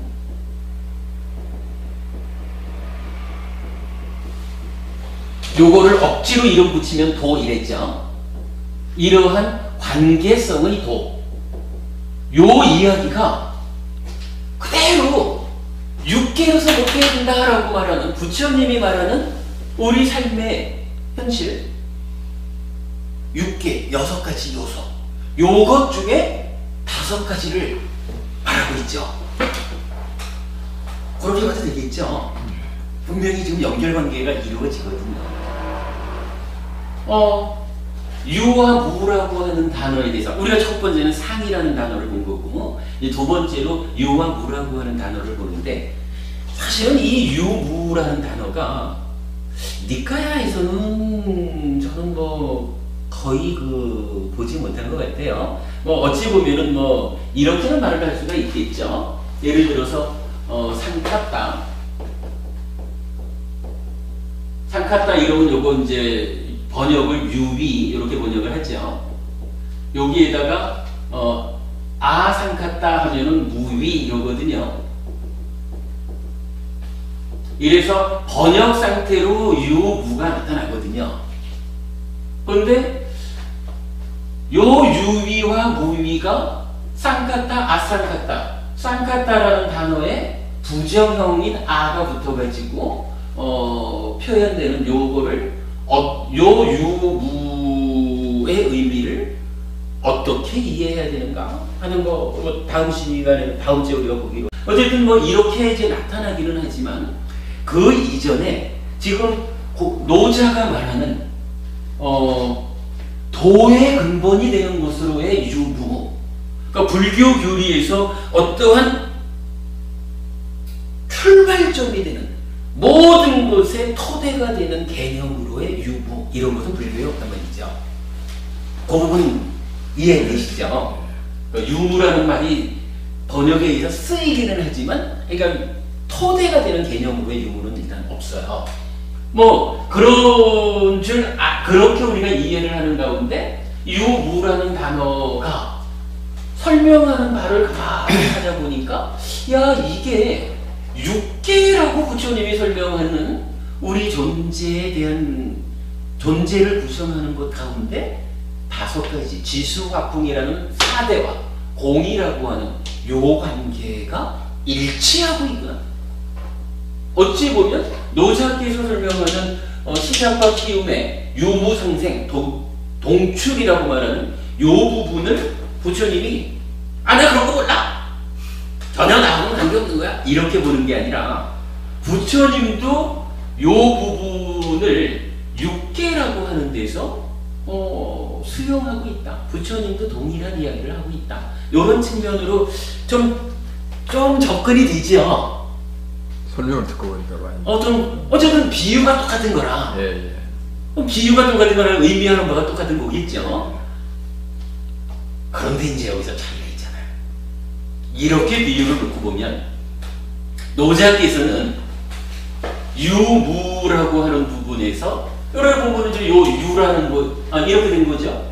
무는 육계로 말하면 공인 거고 유는 지수화풍이잖아요.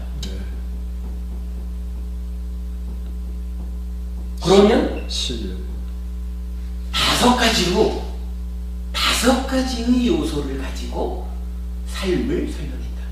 5가지의 요소를 가지고 도를 말했다. 즉 노장의 가르침은 불교식으로 표현하자면 5가지 요소에 해당한다. 요거죠. 그런데 이제 불교와의 차이는 어디에 있나요? 바로 여기에 나타나죠. 식이라고 하는 거 요거 마음이죠. 마음이 뭐야? 그런데요, 우리가 세계에 대한 이야기를 왜냐면 힘들게 했지만 세계라고 하는 것이 이런 거잖아요.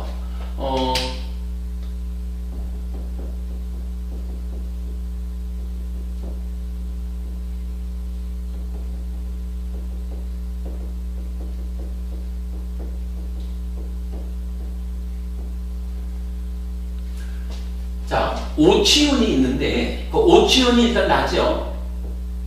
오치온이 가슴이 나는 있다라고 하는 자아의식을 일으키면 어떻게 돼요? 안입이 설친 5가지 감각 기능이 생겨난다. 이렇게 말하죠. 감각 기능 5가지가 생겨나는데 경에서 말하기를 관찰경에서 5가지 감각 기능이 생겨나고 거기에 만호가 있고 담마가 있고 또 한 가지 무명의 요소가 있다. 이렇게 말하거든요. 이거 우리가 지난 시간에도 본 거죠. 마음의 메커니즘에서 아주 중요한 거죠. 그러면 바로 요거 오치온이 나야라는 생각을 일으켜서 6네이처가 됐기 때문에 요 6네이처는 지금 이 순간 삶의 주체로서의 나고 이 순간 삶의 주체라는 말은 활동성을 갖는다. 이렇게 말한 거죠. 지난주 수업에 요 내용이 있었죠. 네. 활동성을 갖는다. 그리고 그 활동성이라는 것이 이렇게 표현됐죠.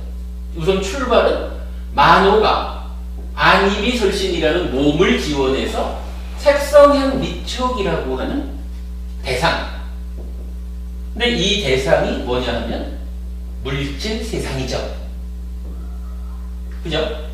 물질 세상을 감각하는 데서부터 활동이 시작되잖아요.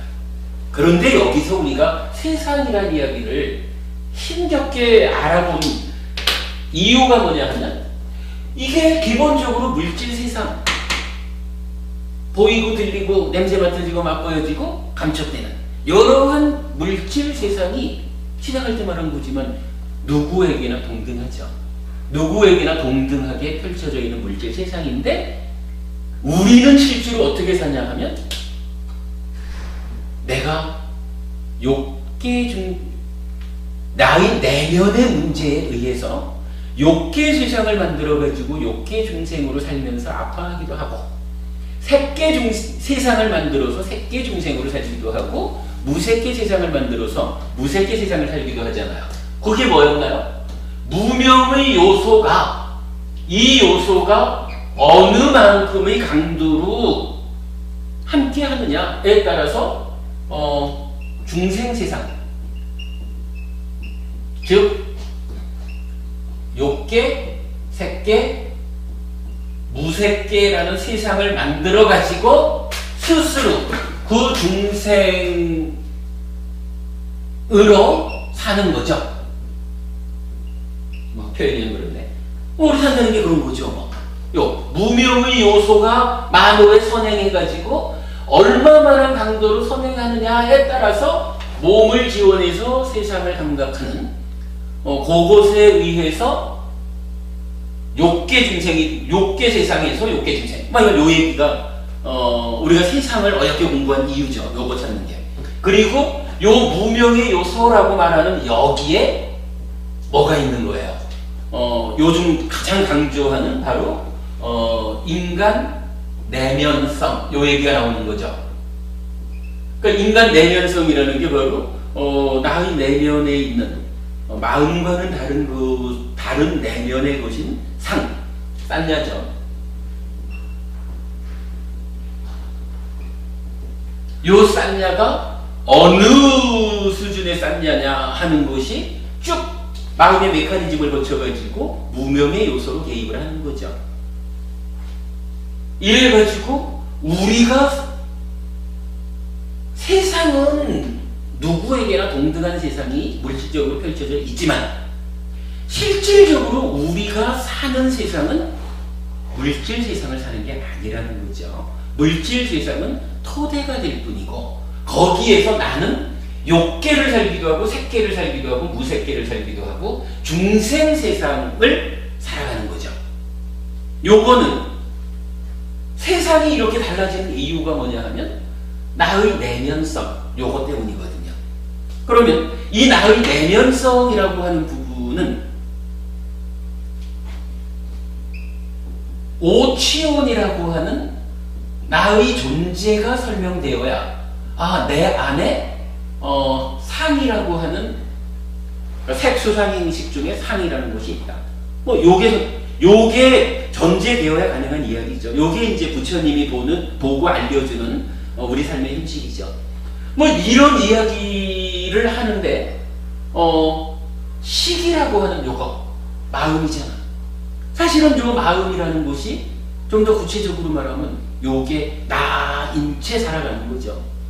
이 식이라고 하는 부분이 알려지지 않으면 식 때문에 식과 관계 맺는 내면서 내적인 상과 이러한 것이 무명의 요소로 개입해서 만호도 식의 현재죠. 요거 식과 같은 거죠.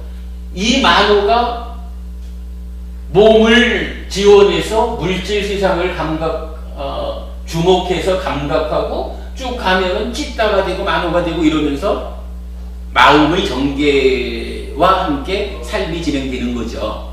뭐 그렇게 놓고 보면 이 식이라고 하는 부분이 배제된 상태에서 삶을 보자, 세상을 보자 이렇게 말한다면 노자께서 말씀하시는 자연이라는 말이 사실은 정확한 표현 같아요. 우리가 지금 요걸 보자고요.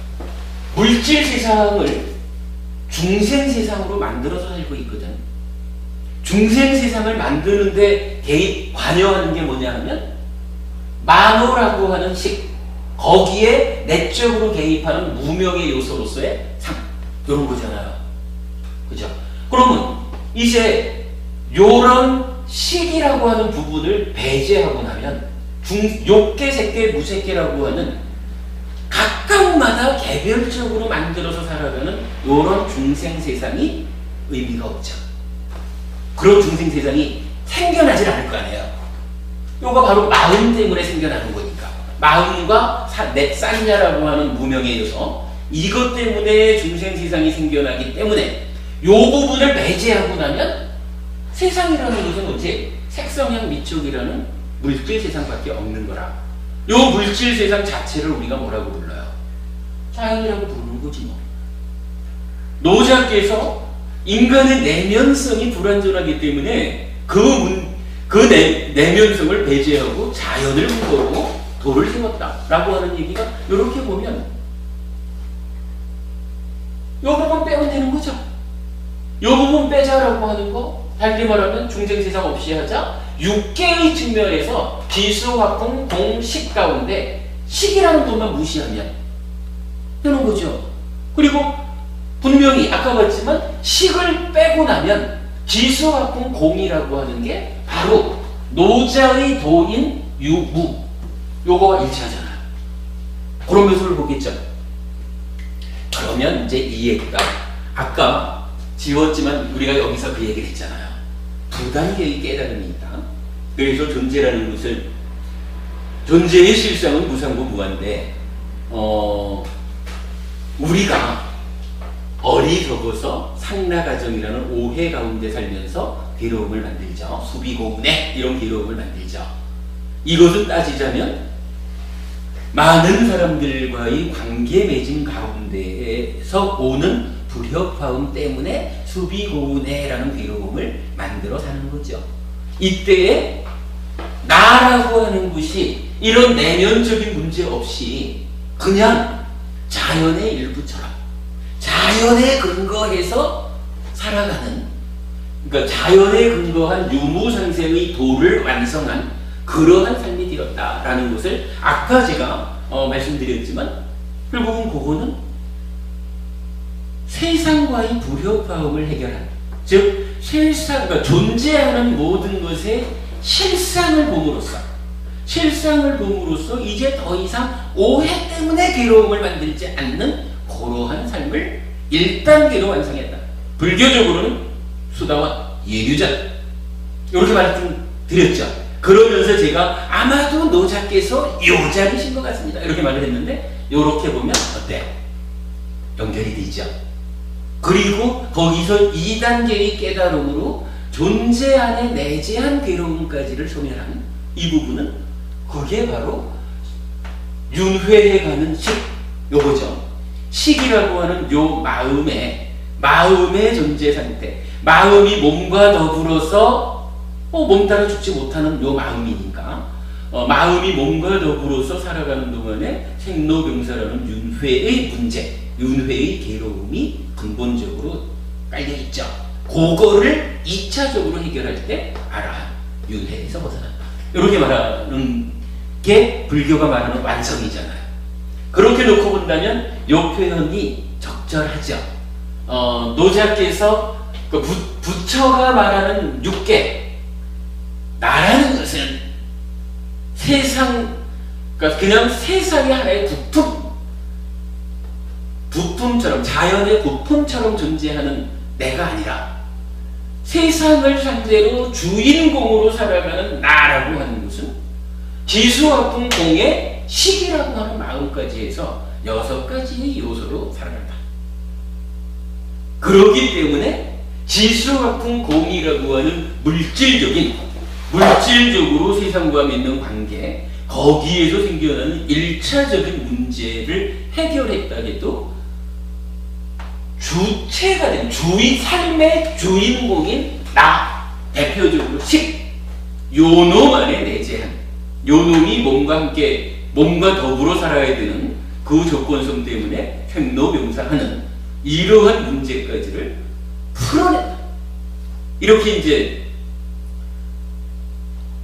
부처로서는 그렇게 이제 보는 해결을 낸 건데 노자께서는 요 부분을 주인공이 되는 요 마음 부분을 배제하고 본 그 상태로서 세상을 설명한 거죠. 요것이 결국은 최종적으로 가면은 요런 데서 생기는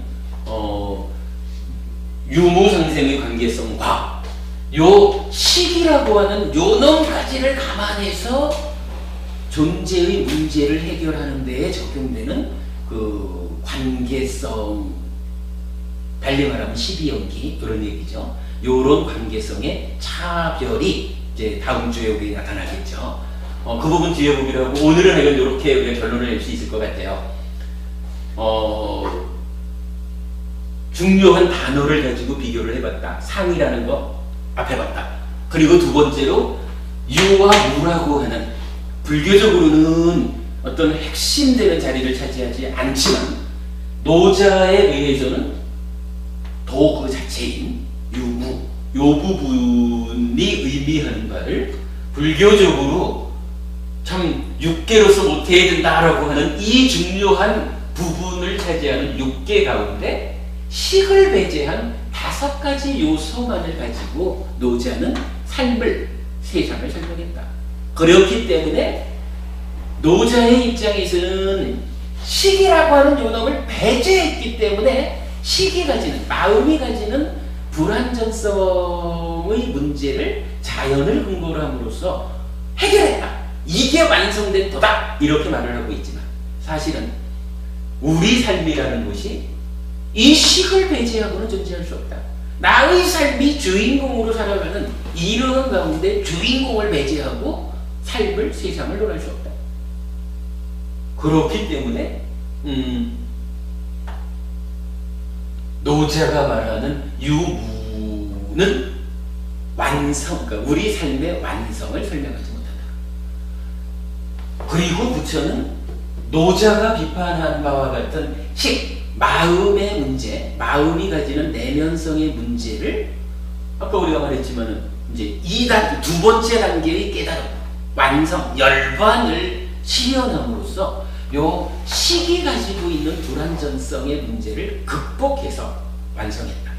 이 식의 불완전성을 극복하는 그 순간 노자의 주장은 사실이 아니라 역으로 비판받는 불완전한 주장이 되어버렸다. 뭐 우리가 이렇게 결론을 낼 수 있겠죠. 마무리를 잘했나 모르겠는데, 그러니까 오늘은 이렇게 상과 유무 두 가지 단어를 가지고 두 개의 그러니까 도교와 불교, 노자와 부처의 가르침을 비교해 본 것으로 하겠습니다. 상당히 그 중요한 의미가 있고, 이제 우리가 이건 그 결론의 두 번째 주제, 그러니까 관계성의 차별화를 설명하기 위한 중간 과정으로 중요한 공부가 되겠죠. 전체적으로 좀 어렵죠? 예, 어려운데 많이 또 알았습니다. 예, 뭐 어렵기는 하지만 도움될 겁니다. 저기서 자연을 근거로 해서 이제 노자는 이야기를 했다는데 제가 언뜻 생각이 드는 게 마음의 어떤 흔들림을 저 시의 흔들림이라고 이렇게 표현할 수 있잖아요. 그렇죠. 그 시의 흔들림을 자연을 보면서 그런 마음을 계속 가지라는 그런 의미도 되는 게 아닐까요? 식이 없다라고 존재하는 자체, 노자의 그 가르침에서 식이 없다라고 이렇게 이야기하기는 조금 어렵지 않는. 그 부분은 이제 다음 주에 그 말씀을 드릴 건데, 아마 이런 이야기가 될 거예요. 다음 주 하실 시간이 남았어요. 아니. 그 뭐냐 하면, 그 부분을 지금 딱 답변을 떠올렸다가 좀 생각이 안 나네.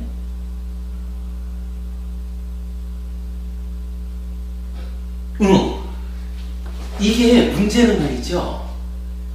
도덕경을 11주간을 쭉 강의를 들었는데, 도덕경에서는 유무상생을 이야기하면서 자연을 근거로 한 도의 완성을 이야기하는데 한 가지가 안 나타나요. 자연을 근거로 한 완성의 상태를 말하지만 그 완성의 상태로 나아가는 과정, 방법이 안 나타나. 불교는 어때요? 불교는 뭐 오계를 지키자, 보시하자, 사무량심 수행을 하자, 기타 여러 가지 수행에다가 사념처 삼아서 윗바사나로 내면의 문제를 풀자, 뭐 이래 해가지고 열반이라는 완성점을 제시한 것보다 더 중요한 거는 그 완성점에 가는 과정, 그 수행을 설하잖아요. 거기에 가는 방법. 팔정도가 불교의 모든 것이다라고 말하는 것도 그거지 뭐. 가는 방법이니까. 그게 차이인 것 같아요.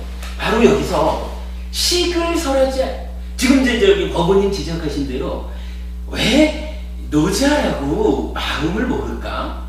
그러나 이 마음 부분을 드러내놓고, 그러니까 내면성의 문제를 해결하자라고 접근하지 않았기 때문에 그 부분이 결국은 자연을 근거로 한, 아까 우리 말한 무상고 무아의 1단계의 깨달음이 완성된 거기까지를 말을 하지만 어떻게 거기에 갑니까? 라고 하는 방법이 설명되지 않는단 말이죠. 그 차이일 거예요. 중요한 지적을 하셨는데 저도 그 부분을 생각을 해봤어요. 그게 바로 그 부분이 근본적으로 없는 것은 아니겠지만 이 도라고 하는데 그게 포함되지 않았다라는 데에서 아마 해결 과정, 방법, 팔정도와 같은 도닥 가질 것이다. 저는 그렇게 봤거든요. 다음 주에 말씀드릴게요. 수고하셨습니다. 수고하셨습니다. 감사합니다. 어려운 수업했습니다. 어디 가셔요? 예? 기다리시는 거 아니에요? 어디 가셔요? 뭐 하실 말씀 있으면 하시고. 괜찮아요. 육계라는 것에 대해서요. 그러면 조금 의심이 가는 게, 그러면 사람이라는 게 지금 학풍 공의 성질을 갖고 계속 이렇게 윤회를 한다는 말이잖아요. 계속 그렇죠. 자기가 갖춰진 어떤 경험이 그동안 쌓은 모든 식들과 같이 이제 경험하면서 이렇게 상승. 아까 예류조가 됐다가 또 다음 생에 또 태어나면 8번, 예류조가 8번에 다시 재생이라고 윤회를 안 된다고 했잖아요. 그 윤회. 아니, 그것도 윤회죠. 그러니까 윤회는 윤회인데 8번까지는 윤회하기 전에 아라한이 된다라는 거고, 그러면 이제 최대 7번이잖아요. 이 7번 동안에는 윤회를 하되 악이나 축생이나 지옥으로는 그러니까 이 사막처에는 떨어지지 않고 그러나 어쨌든 아라한이 되기 전까지는 윤회죠. 그럼 이제 그 상태에서 발전된 상태를 계속 하는데 예를 들자면 이 문성균이라는 이름이 지어졌잖아. 이놈아가 이제 계속 하는데 모습도 이런 모습으로 가느냐 이제 그런 건 아니에요. 전혀 다르죠. 모습뿐만 아니라 사실은 문성균이라는 이름도 안 갖고 가죠. 안 갖고 가는데 이제 하나의 요소만 돼. 그렇죠. 다만 이제 시기 간다라고 하는 이야기는 시기라는 것이 그동안 삶의 기록과 같은 거잖아요. 그렇죠. 그러니까 몸이 바뀌었다 해서 그러니까 몸에 조건 지어져 있기 때문에 전생의 기억을 떠올리지 못하지만 우리가 수행을 하면은 그 제4선 이후에 이제 숙주명 이래가지고 전생을 보는 지혜가 생기잖아요. 그 지혜가 몸에서 따라오는가? 그건 아니겠죠. 식에서 나오죠. 그렇죠. 식이 몸에 조건 지어져서 드러나지 그러니까 기억하지 못하고 있던 게 수행을 통해서 그 조건 관계를 초월해내면 전생이 드러난다. 이렇게 봐야 되겠죠. 시간에 있는 전생이. 그렇게 봐야 될 것 같네요. 요소만 가져갈 뿐이지. 그렇죠. 그러면 이제 사람으로 따지면 아버지의 정자 속에 그 요소들이 다 들어있고. 아니죠. 그건 아닌가요? 그건 아니죠. 그러니까 그 아버지의 정자와 엄마의 난자라고 하는 요거는 여기서 그 정자 난자는 뭐냐 하면 그게 모태가 되는 거잖아. 모태에 들어오는 것은 육계라고 하는 것은 자체가 전생에서 오는 거니까. 그러니까 정자 난자라는 것은 그러니까 모태에 해당하고 그 정자 난자가 합해져서 만들어진 모태에 전생으로부터 내가 나의 마음이 오는데 마음 혼자 오는 게 아니라 요소 상태로 눈에 보이지 않는 요소죠. 물질적인 요소와 함께 마음이 온다고 말하는 거죠. 그 부분이 참 이해하죠. 그건 이해하는 데는 좀 시간이 걸릴 수 있어요. 근데 내용은 그래요. 자, 그럼 마쳤습니다.